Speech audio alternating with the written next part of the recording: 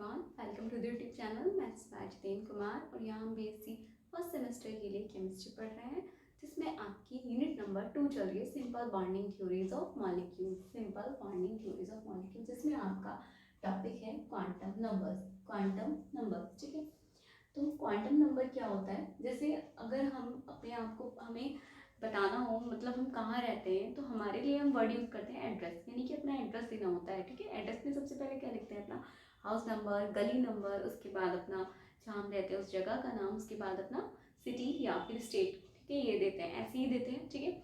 उसी तरह जो क्वांटम नंबर है ना, ये बताता है इलेक्ट्रॉन का एड्रेस, इलेक्ट्रॉन के बारे में कि इलेक्ट्रॉन कौन से सेल में है, ठीक है, कौन से सब सेल में, कौन से सेल में है, ठीक है, इसका स्पिन कैसा है, ठीक है, क्लॉकवाइज एंटी क्लॉकवाइज, ये सारी जो इलेक्ट्रॉन की एनर्जी कितनी है, उसकी पोजीशन, लोकेशन, ये सब चीज़ें किससे पता चलती हैं? हमें क्वांटम नंबर से, ठीक है।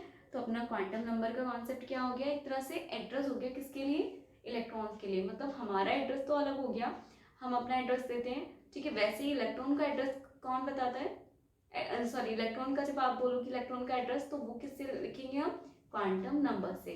क्वांटम नंबर से इलेक्ट्रॉन के एड्रेस के बारे में पता चलता है कि इलेक्ट्रॉन की पोजीशन का क्या है, ठीक है, उसकी जो एनर्जी है वो कितनी है, ठीक है। ये सब चीज़ें कैसे पता चलती हैं? कौन से शहर में? ये सारी चीज़ें कहाँ से पता चलती हैं? क्वांटम नंबर से। तो अपना क्वांटम नंबर का कॉन्सेप्ट स्टार्ट करते हैं, ठीक है। तो क्वांटम नंबर क्या होता है, कैसे इससे हमें पता चलता है कितने क्वांटम नंबर्स होते हैं, ठीक है। तो आपको पता ही सभी को कि 4 क्वांटम नंबर्स होती है हमारी, और वो कहाँ से आई, कौन सी आपका मैकेनिज्म फॉलो करती है, ये सब हम देख लेते हैं पहले। तो an electron in an atom has some location relative to the nucleus and is associated with some energy। वो बोल रहे हैं कि कोई भी इलेक्ट्रॉन, जो एटम का वो इलेक्ट्रॉन है, किसी भी एटम में कोई इलेक्ट्रॉन है, वो क्या रखता है? कोई पोजीशन, कुछ ना कुछ पोजीशन तो रखता ही है related to the nucleus. Nucleus से न्यूक्लियस के, अगर हम न्यूक्लियस के अराउंड देखें हम, तो कुछ ना कुछ पोजीशन तो रखेगा इलेक्ट्रॉन, ठीक है। किसी भी एटम में इलेक्ट्रॉन कुछ ना कुछ पोजीशन तो रखेगा न्यूक्लियस के आसपास, and is associated with some energy, और कुछ एनर्जी भी रखेगा, ठीक है। These properties describe the state of an electron in the atom, और ये सारी जो प्रॉपर्टीज हैं, these properties describe the state of an electron in an atom, और ये सारी जो प्रॉपर्टीज हैं वो डिस्क्राइब करती है किसी भी इलेक्ट्रॉन की स्टेट को, ठीक, किसी भी एटम में जो इलेक्ट्रॉन है उसकी स्टेट को डिस्क्राइब करते हैं कौन? ये सारी प्रॉपर्टीज, ठीक है। अब आगे देखते हैं जो वेरियस स्टेट्स है that are available to an electron, जो अलग स्टेट्स हैं आपकी जो किसी भी इलेक्ट्रॉन के लिए अवेलेबल होती हैं, are govern by the laws of quantum mechanics. वो कहाँ से ली गई हैं? कि जितनी भी आप स्टेट देखोगे कि कहाँ पर है, उसकी लोकेशन, पोजीशन, एनर्जी, सारी जो आपकी स्टेट्स हैं वो किससे आई हैं आपकी? वो आई है लॉ ऑफ क्वांटम मैकेनिक्स से। किससे आई है? लॉ ऑफ क्वांटम मैकेनिक्स से, ठीक है। अब the number used to identify this state are known as quantum number, और इन स्टेट को आइडेंटिफाई करने के लिए हम जो यूज करते हैं जिन नंबर का, उनको बोलते हैं क्वांटम नंबर, यानी कि the numbers used to identify this states, और इन स्टेट को आइडेंटिफाई करने के लिए हम जिन नंबर्स का यूज करते हैं उन्हें क्या बोलते हैं? Quantum numbers. क्वांटम नंबर्स, आगे देखते हैं। These numbers specify the location and the energy of an electron, और ये जो नंबर्स हैं वो क्या स्पेसिफाई करती हैं? आपकी location. These numbers specify the location and the energy of an electron, यानी कि इलेक्ट्रॉन की पोजीशन या लोकेशन, या उसकी इलेक्ट्रॉन की पोजीशन या लोकेशन और इलेक्ट्रॉन की एनर्जी का, ठीक है। चलिए आगे देखते हैं। The application of Schrodinger wave equation two hydrogen and other atoms gives the quantum numbers. अब ये कहाँ से आई है? जो एप्लीकेशन है किसकी? श्रोडिंगर वेव इक्वेशन की जो एप्लीकेशन है हाइड्रोजन के लिए और अदर एटम्स के लिए, वही क्या देती है? आपकी 3 क्वांटम नंबर्स देती है। जो आपकी श्रोडिंगर वेव इक्वेशन की एप्लीकेशन है, आपने पढ़ा है श्रोडिंगर वेव इक्वेशन की एप्लीकेशन जो है हाइड्रोजन है या दूसरे एटम्स को लेकर जो उनकी एप्लीकेशन दी गई है, वही क्या देती है? आपको क्वांटम नंबर देती है। और कितने क्वांटम नंबर देती है? 3, सिर्फ 3 क्वांटम नंबर देती है। कौन देती है? वेव मैकेनिक्स से जो आपकी आ रही है, वो कितने क्वांटम नंबर देती है? 3, सॉरी वेव बोल रही हूँ, क्वांटम मैकेनिक्स से जो आपकी आ रही है, कितनी क्वांटम नंबर है? 3, ठीक है। दीज आर कौन कौन सी है? वो प्रिंसिपल क्वांटम नंबर्स होती है। तो नंबर 1 होती है आपकी प्रिंसिपल क्वांटम नंबर, जिसको हम रिप्रेजेंट करते हैं स्मॉल n से। फिर होती है आपकी एंगुलर मोमेंटम क्वांटम नंबर, या इसको एजीम्यूटल क्वांटम नंबर्स भी बोलते हैं, ठीक है। पहली होगी प्रिंसिपल क्वांटम नंबर, जिसको स्मॉल n से रिप्रेजेंट करेंगे। दूसरी एंगुलर मोमेंटम क्वांटम नंबर या एजीम्यूटल एजीम्यूथल क्वांटम नंबर्स इसको रिप्रेजेंट करते हैं स्मॉल एल से। उसके बाद आपकी थर्ड आती है मैग्नेटिक क्वांटम नंबर जिसको रिप्रेजेंट करते हैं स्मॉल एम से। ठीक है, यहाँ तक में कोई दिक्कत नहीं, आपकी तीन आ गई। ये तीन किससे हैं? आपकी क्वांटम मैकेनिक्स से। ठीक है, श्रोडिंगर की वेव इक्वेशन की जो एप्लीकेशन है वहां से आपकी तीन आपको क्वांटम नंबर्स मिलती हैं। कौन कौन सी? प्रिंसिपल यानी कि स्मॉल एन हो गई, स्मॉल एल हो गया, स्मॉल एम हो गया। ठीक है, प्रिंसिपल, एजीम्यूथल और मैग्नेटिक क्वांटम नंबर्स तीन आपकी आती है क्वांटम मैकेनिक्स से। अब बचती है एक और, क्योंकि हमें पता है चार होती है क्वांटम नंबर्स, तो एक कहाँ से आई? तो वो आई वेव मैकेनिक्स से। कैसे आई? देखो, the fourth quantum number that is the spin quantum number, जिसको हम रिप्रेजेंट करते हैं, स्पिन है तो स्पिन ए रहा, स्पिन क्वांटम नंबर, इसको रिप्रेजेंट करते हैं एस से। स्पिन से एस ऐसे बना लीजिए। ठीक है, यहाँ पे मैग्नेटिक है तो एम आ गया। ठीक है, और प्रिंसिपल के लिए हम एन ले लेते हैं। इन दोनों का कोई मैचिंग सेंस भी है, आपको बस याद रखना है कि प्रिंसिपल को स्मॉल एन से, एजीम्यूथल को स्मॉल एल से। मैग्नेटिक और स्पिन का आप रिलेट कर सकते हो कि मैग्नेटिक है तो स्मॉल एम और स्पिन है तो स्मॉल एस। ठीक है, तो जो फोर्थ क्वांटम नंबर है जिसे हम क्या बोलते हैं? स्पिन क्वांटम नंबर भी बोलते हैं, रिप्रेजेंट करते हैं स्मॉल एस से, does not follow from wave mechanic concept, does not follow from wave mechanic concept. ये क्या करती है? आपकी वेव मैकेनिक्स जो कॉन्सेप्ट है उसको फॉलो नहीं करती। तो फिर ये कहाँ से आई? है ना, ये वेव मैकेनिक्स जो कॉन्सेप्ट है, यानी कि आपको क्वांटम मैकेनिक्स जो है, क्वांटम में तो हम वेव्स ही पढ़ते हैं ना, तो क्वांटम मैकेनिक्स या वेव मैकेनिक्स जो कॉन्सेप्ट है ये आपको फॉलो नहीं करती है। अभी मैंने दोनों को अलग कर दिया था, लेकिन है तो दोनों एक। ठीक है, ये आप करेक्ट कर लीजिए। It arises from the spectral evidence. अब ये कहाँ से आया? तो ये it arises from the spectral evidence that electron in its motion around the nucleus, मतलब इलेक्ट्रॉन क्या, इलेक्ट्रॉन की मोशन न्यूक्लियस के अराउंड इलेक्ट्रॉन मोशन में है या फिर रोटेट कर रहा है अपनी एक्सिस में। यानी कि जो इलेक्ट्रॉन है वो न्यूक्लियस के अराउंड मोशन कर रहा है या फिर अपनी ही एक्सिस पे रोटेट कर रहा है। इसका पता कौन बताता है? स्पिन क्वांटम नंबर से पता चलता है। ठीक है, क्या देता है? It arises from the spectral evidence that, ये स्पेक्ट्रल एविडेंस से आया है कि इलेक्ट्रॉन क्या करता है? इज इन इट्स मोशन, या तो मोशन है में है किसके साथ? किसके साथ ही अपने आप मोशन कर रहा है न्यूक्लियस के चारों तरफ। ठीक है, और क्या हो सकता है? ये रोटेट कर सकता है अपनी ही एक्सिस पे रोटेट भी कर सकता है, या फिर न्यूक्लियस के चारों तरफ क्या कर सकता है? मोशन भी कर सकता है। ठीक है, अब आगे देखते हैं। All the four quantum numbers are described pro. हम तो अभी अभी तो हमने देखा कि क्वांटम नंबर्स कैसे क्या करती हैं, क्या हेल्प करती हैं। ठीक है, तो ये क्या करती है? इलेक्ट्रॉन की जो लोकेशन है, पोजीशन, एनर्जी, वो सब बताती हैं। अब ये चारों कहाँ से है इसके बारे में पढ़ा। चारों कौन कौन सी होती है, चारों के बारे में पढ़ लिया। अब हम उनको डिटेल में पढ़ेंगे कि कौन सी क्वांटम नंबर से हमें क्या पता चलता है इलेक्ट्रॉन से रिलेटेड। ठीक है, तो एक बार फिर से देख लेते हैं कि सारी जो क्वांटम नंबर्स हैं कहाँ से आई हैं आपकी। जो स्टार्टिंग की तीन है वो आई हैं आपकी क्वांटम मैकेनिक्स या वेव मैकेनिक्स भी बोल सकते हो, जबकि आपकी जो लास्ट वाली है वो कहाँ से आई है? वो आपकी ये वाला मैकेनिज्म फॉलो ही नहीं करती। वो सिर्फ ये बताती है कि इलेक्ट्रॉन जो है न्यूक्लियस के चारों तरफ मोशन कर रहा है या फिर अपनी ही एक्सिस पे रोटेट कर रहा है। ठीक है, अब हम चारों को वन बाय वन डिटेल में डिस्कस करेंगे। पहले इसको एक बार नोट डाउन कर लीजिए।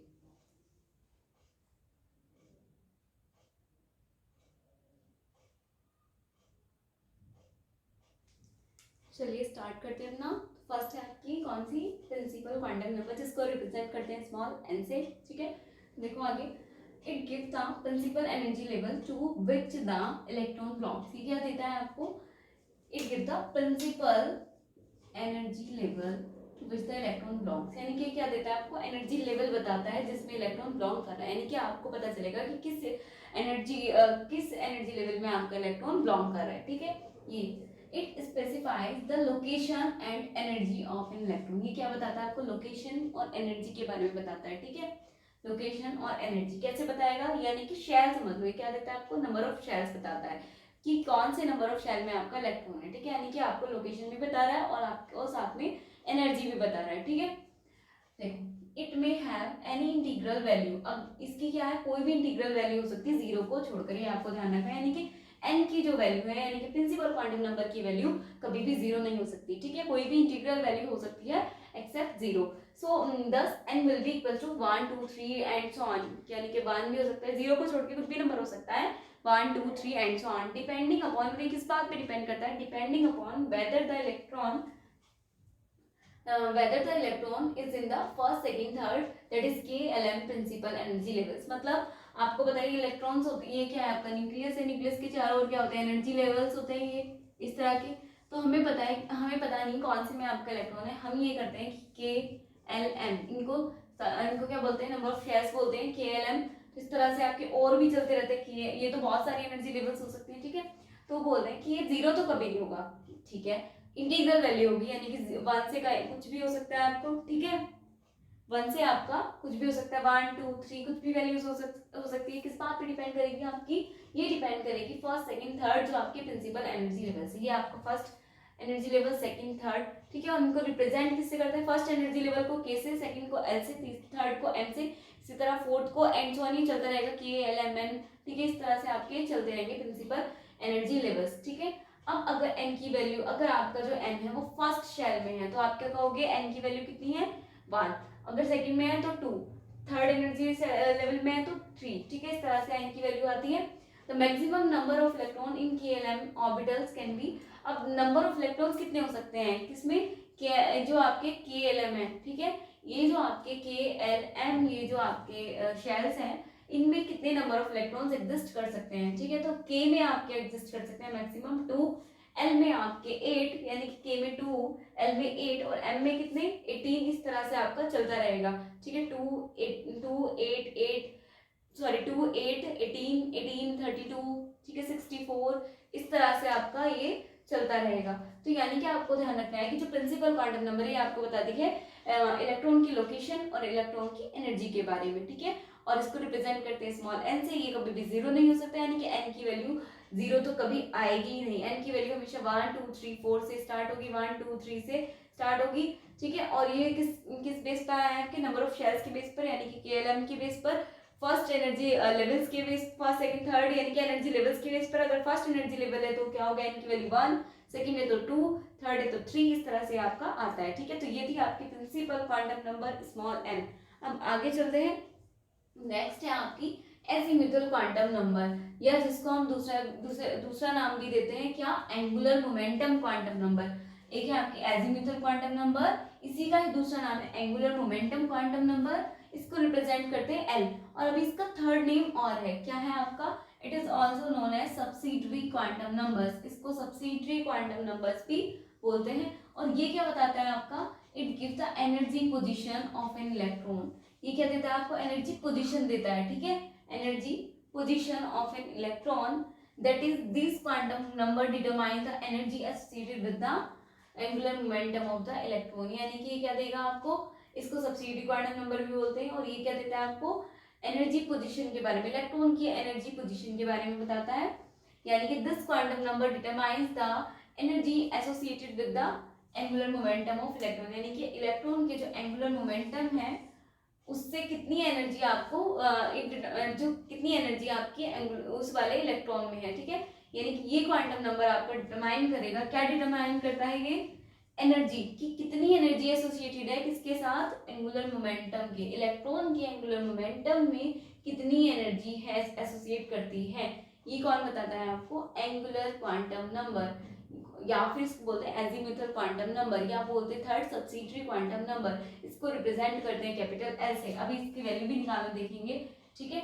Thus accounts for the appearance of a group of closely spaced spectral line in the spectrum of hydrogen atom or hydrogen like atoms। ये बोल रहे हैं कि thus account for the appearance of a group, यानी कि जो आपके closely spaced spectral line वाले ग्रुप हैं, जैसे कि आपका हाइड्रोजन स्पेक्ट्रम आता है और हाइड्रोजन लाइक, यानी कि छोटे जो आपके एलिमेंट, छोटे एलिमेंट है उनका जैसे स्पेक्ट्रम आता है, उस तरह से जैसे हाइड्रोजन हो गया, यानी कि हाइड्रोजन में जो स्पेक्ट्रल लाइंस आ रही है क्लोजली पैक्ड होंगी, इनके पास स्पेक्ट्रल लाइन जो होंगी, अगर हाइड्रोजन का स्पेक्ट्रम देखोगे तो जो स्पेक्ट्रल लाइंस है वो कितनी होंगी, पास होंगी, वैसे ही यानी कि क्लोजली पैक्ड बोलेंगे पास होंगी। तो हाइड्रोजन या हाइड्रोजन के जैसे और भी जो आपके एटम्स हैं उनके अपीयरेंस में, thus account for the appearance of a group of closely spaced spectral line in the spectrum of hydrogen atom और hydrogen like atoms, इनमें क्या होगा आपका, जितनी भी higher the value of this quantum numbers greater will be the angular momentum of the electron, यानी कि जितनी ज्यादा आपकी क्या होगी, एंगुलर मोमेंटम की वैल्यू आएगी, इसके लिए बोल रहे हैं, इसके लिए यानी कि जितनी ज्यादा इसकी वैल्यू होगी उतना ही हम क्या बोल सकते हैं, greater will be the angular momentum of the electron, यानी कि उतना ही एंगुलर मोमेंटम ज्यादा होगा। ठीक है, जितनी आपकी एल की वैल्यू बड़ी आती जाएगी उतना ही आपका ये कहा जाएगा कि इलेक्ट्रॉन का एंगुलर मोमेंटम ज्यादा है।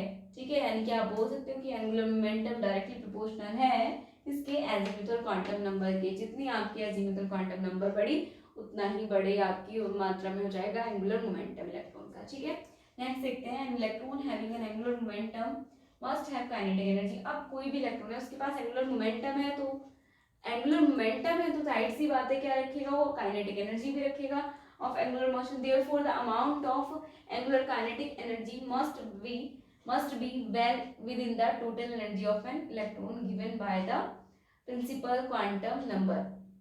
जो प्रिंसिपल क्वांटम नंबर है वो इलेक्ट्रॉन को जितनी एनर्जी देती है वो किसके इक्वल होती है, आपकी एंगुलर काइनेटिक एनर्जी के इक्वल। ठीक है, with angular kinetic energy must be well within the total energy of an electron given by the principal quantum number that is n। इसको क्या बोलेंगे, n बोलेंगे। अगर इसकी पॉसिबल वैल्यूज देखी जाए तो the possible integral values l की पॉसिबल इंटीग्रल वैल्यूज कितनी हो जाएंगी आपकी।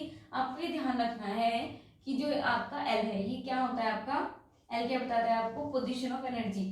ठीक है, यानी कि इलेक्ट्रॉन की एनर्जी की पोजीशन के बारे में, और इसकी वैल्यू हमेशा कहाँ से निकल के आएगी, 0 और n-1 के बीच इसकी वैल्यू होगी। हमेशा इसकी वैल्यू कहाँ वैरी करेगी, 0 से लेकर 0 to n-1 के बीच, 0 to n-1 के बीच वैरी करेगी। ठीक है, तो अगर इस हिसाब से देखा जाए तो अगर हम n को 1 रखते हैं, n इज इक्वल टू 1, अगर n 1 है तो l की वैल्यू देखो कितनी हो जाएगी, l है कैन हैव ओनली 1 वैल्यू। यहाँ पे अगर n की जगह पर रखोगे 1 - 1 0।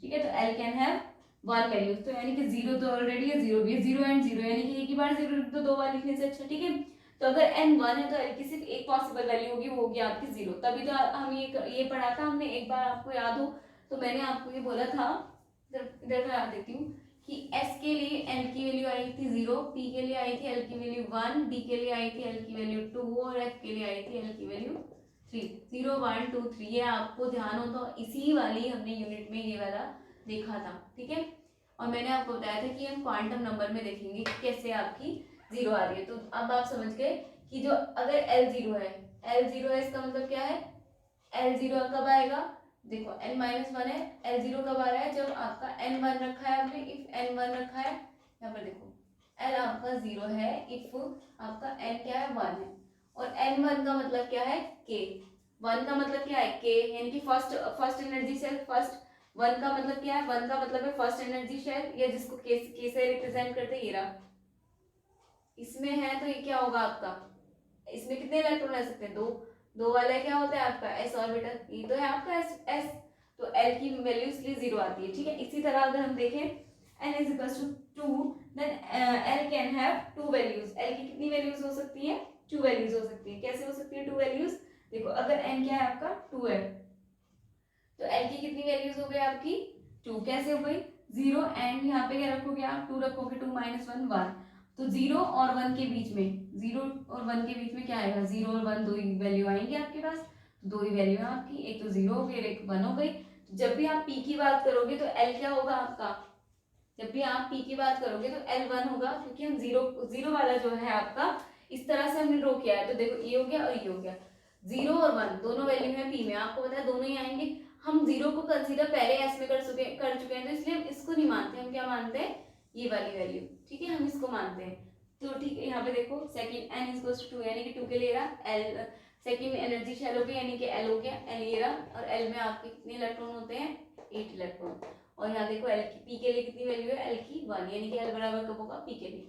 इसी तरह आप n इज 3 के लिए भी देखोगे। ठीक है, n इज 3 के लिए भी, पहले इसको एक बार नोट डाउन कर लीजिए, फिर चलते हैं n इसके आगे। अभी सेकंड वाला आपका कंप्लीट हुआ है, इसके आगे भी है, थोड़ा सा वो करेंगे, पहले इसको एक बार नोट डाउन कर लीजिए।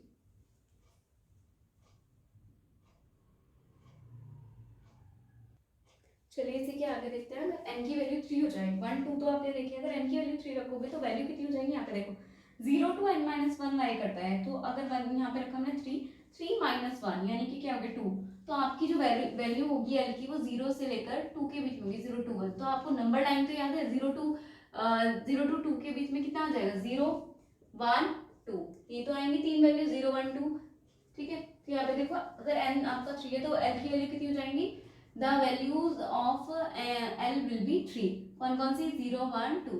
अगर n की वैल्यू 4 है तो इसका मतलब यहाँ पे देखो 4 माइनस 1 करोगे यानी कि 3, 0 to 3 के बीच, ठीक है, 0 to 3 के 0 1 2 3 4 वैल्यूज हो जाएंगी l की, कौन कौन सी 0 1 2 3, ठीक है। इसी तरह आपके चलता रहेगा। तो if n gives the major energy level और शेल, यानी कि जो आपका एनर्जी लेवल है किसका, n का, n अगर मेजर एनर्जी लेवल या शेल दे रहा है तो l gives the possible subshells, ठीक है। If n gives the major energy level, ये क्या दे रहा है आपको, एनर्जी लेवल दे रहा है, और शेल तो l क्या देगा आपको, पॉसिबल सबसेल्स सब वैल्यूज। यानी कि आपको इतना ध्यान रखना है कि n क्या है, n जो है आपका प्रिंसिपल क्वांटम नंबर, ये बताता है आपको इलेक्ट्रॉन की शेल के बारे में। और जो आपका एजीमुथल क्वांटम नंबर है या सब्सिडी क्वांटम नंबर है या एंगुलर मोमेंटम क्वांटम नंबर है एल, ये बताता है आपको इलेक्ट्रॉन की सब शेल्स के बारे में, ठीक है। इतना कंफ्यूज नहीं होना, एन बताता है शेल के बारे में और आपको एल बताता है सब शेल के बारे में इलेक्ट्रॉन की, ठीक है। ये इतनी सी बातें हैं, ठीक है। यहाँ पर इन्होंने लिखा है कि अगर एन क्या दे रहा है आपको, मेजर एनर्जी लेवल दे रहा है, तो एल क्या देगा आपको, सब शेल की वैल्यू देगा, सब शेल्स बोलते हैं जिससे, सब वैल्यू या subshells within the same major energy level, उसी सेम एनर्जी लेवल में। आगे देखो नेक्स्ट पॉइंट है द वेरियस, यहाँ से समझ आ जाएगा आपको, the various subshells are designated by SPDF, और आपको पता है सब शेल्स को हम किससे रिप्रेजेंट करते हैं, एसपीडीएफ से, ठीक है। जो आपकी शेल्स होती है उससे शेल्स को रिप्रेजेंट करते हैं केएलएम से, और जो आपके सब शेल्स होते हैं, शेल्स को तो केएलएमएन से कर दिया, और सब शेल्स को किससे रिप्रेजेंट करते हैं, एसपीडीएफ से, ठीक है। एस सब शेल है या डी सब शेल है, ये बोलते हैं ना कौन से सब शेल में, तो एसपीडीएफ से रिप्रेजेंट करते हैं। और ये किस बेस पर आता है, अगर एल की वैल्यू 1 है तो क्या, सॉरी एल की वैल्यू 0 है तो क्या हो जाएगा, एस सब शेल। अभी मैंने आपको समझाया, अभी तक अभी आपको बना के समझाया था, वही चीज है यहाँ पर भी। देयरफॉर व्हेन एल क्या है आपका 0 है तो क्या कौन सा सब शेल हो जाएगा, एस। जब एल क्या है आपका 1 है तो कौन सा सब शेल, पी। जब एल क्या है आपका 2 है तो कौन सा सब शेल, डी। और जब एल क्या आपका 3 है तो कौन सा सब शेल, एफ। इसी तरह ये आपका एंड ऑन चलता रहेगा। हम क्या पढ़ते हैं, अभी तक 4 ही पढ़ रहे हैं, ठीक है। एसपीडीएफ तो कितने सब शेल्स हो गए आपके, 4 हो गए, मतलब और भी हैं on the basis of values of L, ठीक है। तो आपको समझ आ गया कि प्रिंसिपल क्वांटम नंबर जो है वो आपको देता है शेल के बारे में जानकारी इलेक्ट्रॉन की, जबकि जो आपका ये एजीमुथल क्वांटम नंबर है ये देता है आपको इलेक्ट्रॉन के शेल के बारे में, ठीक है। तो और जो आपके जो आपके ये शेल है उसको केएलएम से रिप्रेजेंट करते हैं, और इसकी वैल्यू किस पे डिपेंड करती है, नंबर ऑफ एन पर, ठीक है, वैल्यूज ऑफ एन पर। अगर एन क्या है आपका, एन की वैल्यू 0 तो कभी होगी नहीं, एन 1 है तो क्या होगा आपका, एन 1 है तो के शेल होगा आपका, 2 है तो क्या होगा, एल हो गया। इसी तरह आपका चलता रहेगा। इसी तरह आपका एजीमुथल क्वांटम नंबर है एल, ये वेरी करता है। ये आपको अगर एन निकल गया तो एल निकालना बहुत ईजी है। आपको एन पता है, एन की वैल्यू मान लो 2 है, सो अगर आपसे पूछे एल कितना होगा तो आपको पता है एल कितना होता है, 0 to n-1 होता है एल, इसकी वैल्यू तो आप निकाल लो। 0 तो है ही, 0 तो आनी है, और n-1 यानी कि 2-1 तो 0 to 1 के बीच में, यानी कि 0 और 1 ही होंगे, दो वैल्यू है, यानी कि एल की कितनी है, 0 और 1, यानी कि 1 वाला कंसीडर करेंगे, 0 तो पहले आ चुका, 1 के लिए कौन सी वैल्यू हो जाएगी, p। यानी कि आप बता सकते हो अगर n क्या है 2 है तो कौन सा हो गया आपका इसका सब शेल p, ठीक है। इस तरह से आपको क्वेश्चन भी आते हैं इस पे क्वांटम नंबर से रिलेटेड, हम करेंगे। चलिए आपका ये 2 आपकी हो गई है एजीमुथल क्वांटम नंबर प्रिंसिपल। अब हम थर्ड वन स्टार्ट करते हैं अपनी।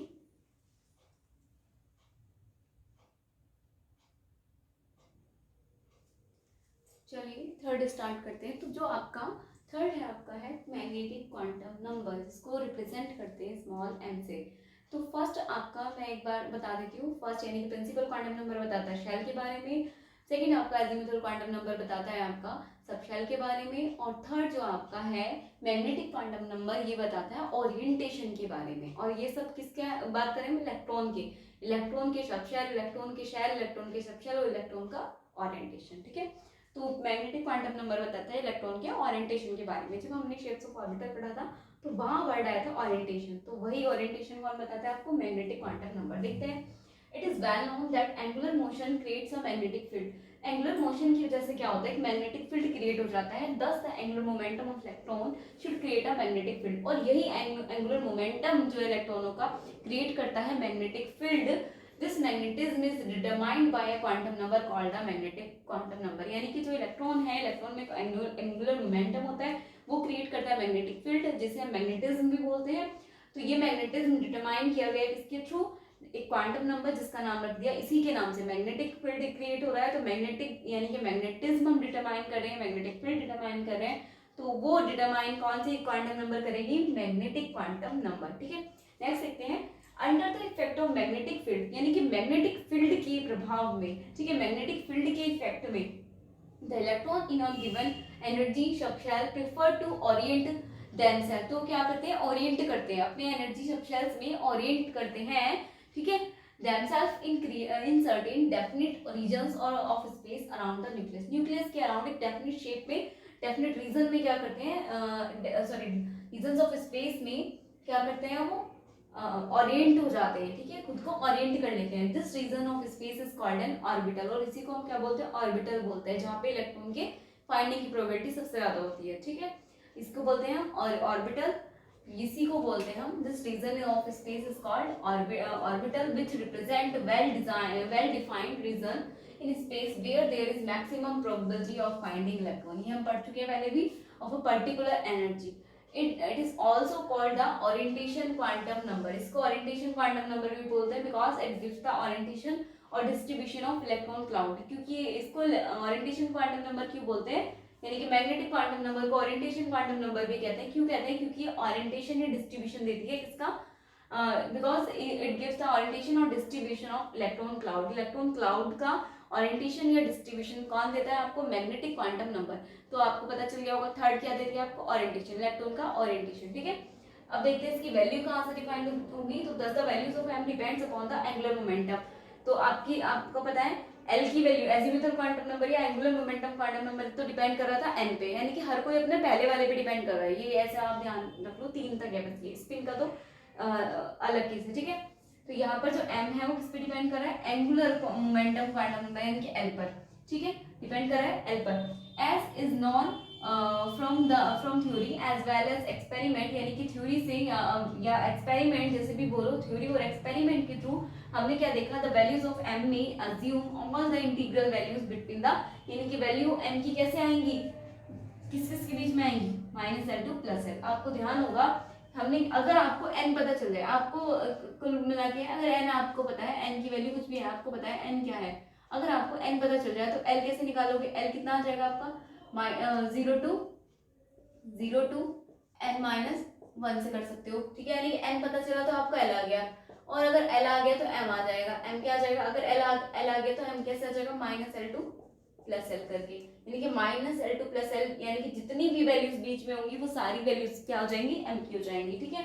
चलिए इसको देखते हैं हम इसमें क्या करते हैं, तो -L to +L through 0 it does makes a total of 2l + 1 values, और टोटल वैल्यूज कितनी आ जाएंगी, it does makes a total of 2l + 1 values, कितनी वैल्यूज आ जाएंगी टोटल 2l + 1, ठीक है, 2l + 1 कैसे निकालेंगे, एक बार देख लेते हैं। अगर l आपका 0 है, आपको पता है l 0 कब होता है, l 0 होगा s सब शेल के लिए, आपने अभी देखा अगर l 0 है तो सब शेल कौन सा हो गया, s हो गया, कैसे आया l 0 है, अगर l 0 है यहाँ पे रखो, l क्या है आपका 0 है, ये तो है, ये वाला 0 होगा, ये 0 कब होगा, यहाँ पे जब यहाँ होगा 1, यानी कि 1 किसका होगा, n1 किसके केस में होता है, n1 s के, ठीक है। तो अगर l 0 है तो सब शेल तो हो गया s, और m कैसे आ जाएगा, m की वैल्यू कितनी आ जाएंगी, यहाँ से निकालो m कितना आ जाएगा, यहाँ से देखो, यहाँ से देखो आपकी वैल्यूज कितनी आ जाएगी, -L to +L, तो ये तो हमें रखना ही है, ठीक है। l ये वाली जो वैल्यूज है यहाँ से देख लो या फिर यहाँ से देख लो, ठीक है, यहाँ पर रखो l की वैल्यूज, l क्या है आपका 0 है, यहाँ पे रखो, अगर यहाँ पे आप l की वैल्यू 0 रख रही हो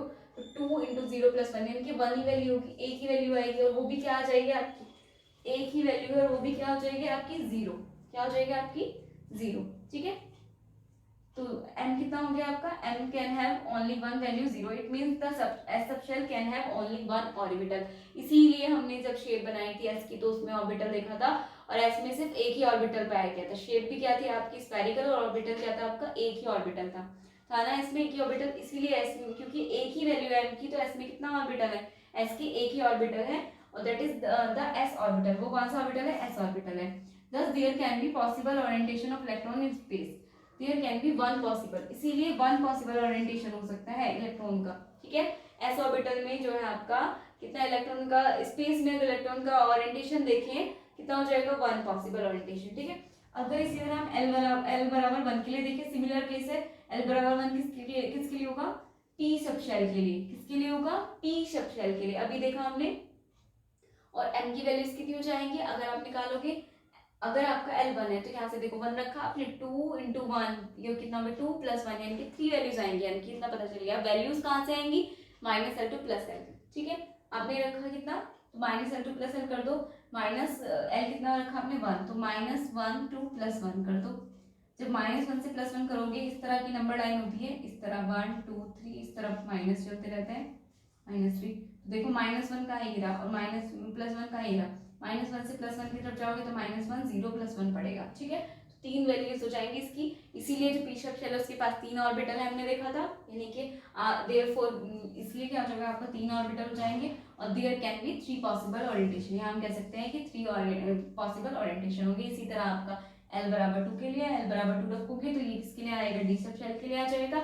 और डी में आपकी कितनी वैल्यूज आ जाएंगे आपकी 5, कैसे आ जाएंगे, आप जब यहाँ पे वैल्यूज पुट करोगे, कितना 2 रखोगे, 2 2 4 और +1 यानी कि 5 वैल्यूज आ गई। 5 वैल्यूज कैसे आ जाएंगी, minus L two plus L, 2 हमने रखा है तो -2 + 2, जरा नंबर लाइन पे देखो, -2 2 + 2, अभी ये वाला भी -2 1 2 3 4 5 वैल्यूज आ गई, ये आपकी 5 वैल्यूज, ठीक है, 5 वैल्यूज आ गई। इसका मतलब जो डी सब शेल है उसके पास कितने ऑर्बिटल है, 5 ऑर्बिटल है, यानी कि 5 पॉसिबल ओरिएंटेशन वो शो कर सकता है, ठीक है। इसी तरह आपका एल बराबर 3 है, अगर एल बराबर 3 होगा तो सब शेल कैसा हो जाएगा, एफ हो जाएगा। और एम की वैल्यूज कितनी हो जाएंगी, यहाँ पे रखिए चलो 3 3 2 6 + 1 7 वैल्यूज हो जाएंगी। और minus L two plus L करेंगे तो -3 2 + 3 हो जाएंगी वैल्यूज, -3 -2 -1 0 + 1 + 2 + 3, इसी पे देख लो, यहाँ से जब चलोगे 1 2 3 4 5 6 7 वैल्यूज है, तो इसीलिए एफ सब शेल के लिए कितने ऑर्बिटल हो जाएंगे आपके पास, 7 ऑर्बिटल। आपको पता है 7 ऑर्बिटल होते हैं, तो there can be 7 possible orientation of electrons in space, ठीक है।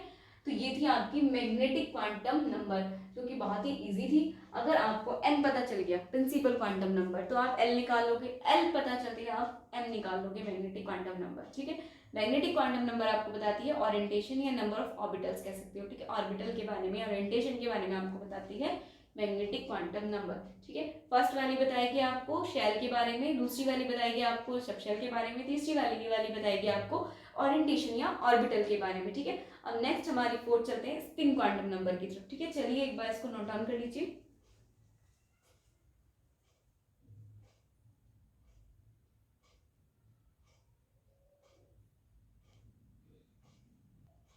चलिए अपनी लास्ट देखते हैं अपनी spin quantum number. Spin quantum number को ऐसे रिप्रेजेंट करते हैं, this quantum number has been introduced due to the spectral evidence that an electron in its motion around the nucleus also rotates और spins about its own axis. वो बोल रहे हैं कि जो आपकी ये वाली क्वांटम नंबर है क्या करती है, आपका स्पेक्ट्रल एविडेंस देती है कि कोई भी इलेक्ट्रॉन मोशन कर रहा है, न्यूक्लियस के अराउंड मोशन कर रहा है, या फिर रोटेट कर रहा है, या जिसे हम क्या कहते हैं spin about its own axis, या अपने ही एक्सिस पर स्पिन या रोटेट कर रहा है, या न्यूक्लियस के अराउंड मोशन कर रहा है, ठीक है।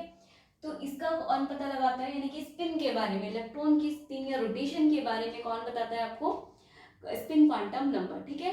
अब ये जो आपकी since an electron can spin clockwise और एंटी क्लॉकवाइज, इसकी बस 2 ही वैल्यूज हो सकती हैं, इसका m और n और l से कोई लेना देना नहीं है, ये अलग है उन तीनों से, इसकी बस 2 ही वैल्यू होती है, एक तो होती है +½ या तो +½ होगी या -½ होगी, और या तो ये होगी या ये होगी, ठीक है। 2 ही पॉसिबल वैल्यूज होती हैं, इसकी आपको ध्यान रखना है, ठीक है। तो since an electron can spin clockwise and anti clockwise, इसको बोलते हैं क्लॉकवाइज, प्लस को इसको बोलते हैं एंटी क्लॉकवाइज, ठीक है। माइनस आपको एंटी क्लॉकवाइज और इसको बोलते हैं क्लॉकवाइज, ठीक है। तो ये हो जाएगा इन टू अपोजिट डायरेक्शन, आपको पता है these are two opposite direction होंगी, क्लॉकवाइज ऐसे होती है, एंटी क्लॉकवाइज ऐसे, तो दोनों अपोजिट डायरेक्शन हो गई। There are 2 possible values of s that are equals and opposite, ये दोनों क्या है, इक्वल और अपोजिट है। s की 2 ही पॉसिबल वैल्यूज होती हैं, हाफ इक्वल तो है, दोनों हाफ ही होंगी, लेकिन अपोजिट कैसे होती है, साइन में, एक क्या है आपकी क्लॉकवाइज, एक है एंटी क्लॉकवाइज, ठीक है। माइनस साइन आपको क्या बताता है, ये क्लॉकवाइज है, और ये क्या बताता है, एंटी क्लॉकवाइज है, और वैल्यू क्या है, दोनों की सेम है, इक्वल एंड अपोजिट वैल्यूज होती है, ठीक है। As quantum numbers can differ only by unity from one another, there are 2 values assigned to s plus half and minus half। ये बोल रहे हैं कि कोई भी आपकी जो क्वांटम नंबर्स हैं आपके, 3 क्वांटम नंबर्स पॉसिबल जो आपकी सेम हो सकती हैं, 3 यानी कि तीनों सेम हो सकती है किसी भी इलेक्ट्रॉन। अब अगर आप किसी भी ऑर्बिटल के लिए देख रहे हो तो उसकी क्या हो सकती है, आपकी प्रिंसिपल, एजीमुथल और मैग्नेटिक क्वांटम नंबर सेम हो सकती है, लेकिन स्पिन कभी भी सेम नहीं होगी, ठीक है। चलिए सिमिलर एटम की हम बात करें, as quantum numbers can differ only by unity from one another, दोनों क्या हो सकती हैं, एक दूसरे से अलग हो सकती हैं। There are 2 values given to S की 2 वैल्यूज है, कितनी, +12 एंड -12, ठीक है। Depending upon whether the electron spin in one direction और अदर, और ये किस बात पे डिपेंड करता है कि इलेक्ट्रॉन की स्पिन वन डायरेक्शन है या अदर, दूसरी है, ठीक है। This spins are designated by इस तरह, ये देखो अपवर्ड है, ये डाउनवर्ड है, एरो है ना, अपवर्ड डायरेक्शन में, ये डाउनवर्ड डायरेक्शन में, ठीक है। इस तरह से इसको क्या होगा, जब आप फिलअप करते हो, आपको पता है ऑर्बिटल होते हैं, ऑर्बिटल में फिलअप करते हो जब आप इलेक्ट्रॉन्स, ये आपके मान लीजिए मैंने पी मान लिया कोई भी, इसमें जब आप क्या करोगे, इलेक्ट्रॉन का फिलिंग करोगे, इलेक्ट्रॉन की फिलिंग करोगे, तो अब ये आगे भी लो आएगा, तो इसमें क्या होता है, एक ही ऑर्बिटल में, मैंने आपको बताया था एक ऑर्बिटल में मैक्सिमम 2 इलेक्ट्रॉन्स एग्जिस्ट कर सकते हैं, 2 इलेक्ट्रॉन रह सकते हैं, ये हम आगे लो में भी पढ़ेंगे, 2 इलेक्ट्रॉन रह सकते हैं बस। तो इसीलिए आपको पता होगा एस में 2 इलेक्ट्रॉन आते हैं, पी में कितने आते हैं, 6 इलेक्ट्रॉन आते हैं, डी में कितने आ जाते हैं, 10 इलेक्ट्रॉन्स आ जाते हैं, आपको पता है, क्योंकि एस के पास एक ही ऑर्बिटल हो सकता है और एक ऑर्बिटल में 2 इलेक्ट्रॉन रह सकते हैं, तो 2 इसलिए हो गए, ठीक है। पी में 3 ऑर्बिटल होते हैं, 3 में एक में 2 रह सकता है, तो 2 4 6 हो गए। अब ये रहते किस लिए, कैसे, एक होता है आपका क्लॉकवाइज, एक एंटी क्लॉकवाइज, एक क्लॉकवाइज, एक एंटी क्लॉकवाइज, एक क्लॉकवाइज, एक एंटी क्लॉकवाइज, ऐसे नहीं होता जैसे मैंने फिल किया है। देखो फिलिंग का सही तरीका मैं अभी रूल्स में बताऊंगी, तो मैंने आपको ऐसे समझाने के लिए किया कि ऐसे होते हैं, अपोजिट डायरेक्शन में होते हैं, कभी भी सेम डायरेक्शन में आपके ऑर्बिटल में इलेक्ट्रॉन एग्जिस्ट ही नहीं करेगा, ठीक है, अपोजिट डायरेक्शन में होना चाहिए। फिलिंग का सही तरीका तो ये है, पहले 1 क्लॉकवाइज ऑर्बिटल सारे इलेक्ट्रॉन सारे में डालो, फिर एक एक एंटी क्लॉकवाइज, इस तरह से होता है। अब देखो, अब ये क्या हो गया, अगर आपका कोई इलेक्ट्रॉन यहीं पे जाके खत्म हो गया किसी में, तो आप क्या कहोगे, इसकी वैल्यू लास्ट वाली देखकर क्या कहोगे कि इसका स्पिन कैसा होगा, +12, और अगर ये पूरा होता है यहाँ तक, तो अब आप इसको देखोगे इसका लास्ट वाला कैसा है, -12, इस तरह आपकी वैल्यू निकालते हैं। हम जब क्वेश्चन करेंगे मैं बाकी डिटेल में आपको वही समझाऊंगी। तो 2 electrons having the same sign of the spin quantum numbers are said to be have parallel spins. अगर आपका जो 2 इलेक्ट्रॉन्स है वो क्या रख रहे हैं, 2 इलेक्ट्रॉन आपके सेम साइन रख रहे हैं, कैसा, स्पिन क्वांटम नंबर का सेम साइन, यानी कि +12 है तो +12 है, -12 है तो -12 है, 2 इलेक्ट्रॉन अगर ऐसे रख रहे हैं तो हम दोनों इलेक्ट्रॉन को क्या कहेंगे, पैरेलल स्पिन, दोनों की क्या कहेंगे, पैरेलल स्पिन, क्योंकि सेम वैल्यू आ रही है तो पैरेलल। और अपोजिट साइन अगर रख रहे हैं तो हम क्या कहेंगे, स्पिन क्वांटम नंबर्स को are said to be opposite spin या anti parallel spin, opposite spin या एंटी पैरेलल स्पिन या paired up spin. Paired up होना, पेयर्ड अप तो ऐसे ही होगा ना, एक क्लॉकवाइज एक एंटी, तभी तो हम पेयरिंग बोलते हैं। तो अब जब क्या है, अपोजिट अगर सेम रखेंगे तो सेम तो ऐसा हो गया, सेम में तो पेयर्ड अप नहीं बोल सकते, सेम में तो सिर्फ पैरेलल बोलेंगे, देखो पैरेलल ही तो हो रहे हैं। लेकिन क्या होगा, अगर अपोजिट होगा तो ये इस तरह होगा, पेयर्ड अप भी बोल सकते हो इसको, एंटी पैरेलल भी बोल सकते हो और अपोजिट भी बोल सकते हो, ठीक है। इस तरह से आपकी स्पिन क्वांटम नंबर होती है। ये थी आपकी चारों क्वांटम नंबर्स। आई होप आपको समझ आ गया होगा। अगर कोई भी प्रॉब्लम है तो आप कमेंट करके बता सकते हैं, मैं नेक्स्ट लेक्चर पे कवर अप करा दूंगी, ठीक है। तो आज की क्लास के लिए इतना ही। Thank you and keep learning. इसको नोट डाउन करिए।